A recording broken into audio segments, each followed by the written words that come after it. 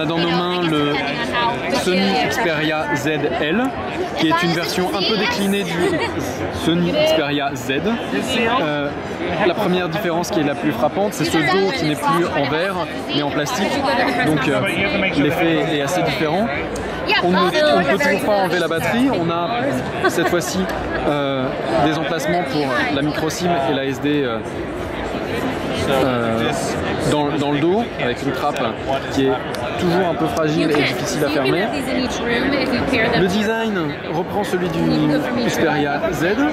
On retrouve un même bouton on-off, cette fois-ci à mi-distance de la tranche du téléphone. On a en plus un bouton photo, parce que, on va le voir, la photo est toujours très importante dans ce téléphone, avec un capteur 13 mégapixels au milieu du téléphone.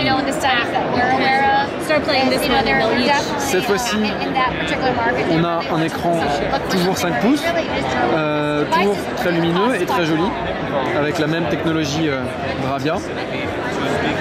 Une petite particularité qu'on peut noter sur la face de ce téléphone, c'est la caméra frontale, qui n'est pas classiquement en haut du téléphone, mais bien en bas du téléphone.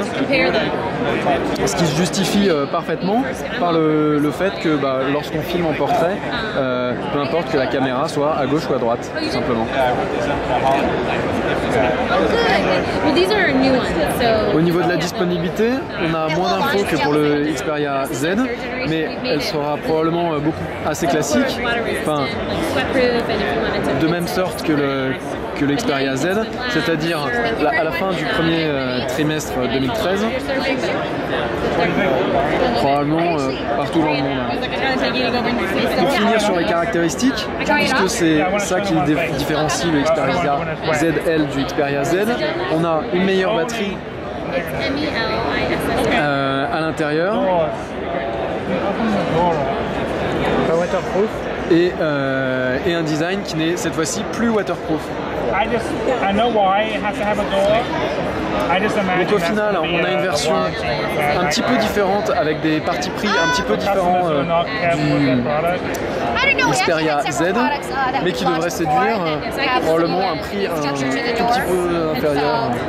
Du moins, c'est ce qu'on peut attendre.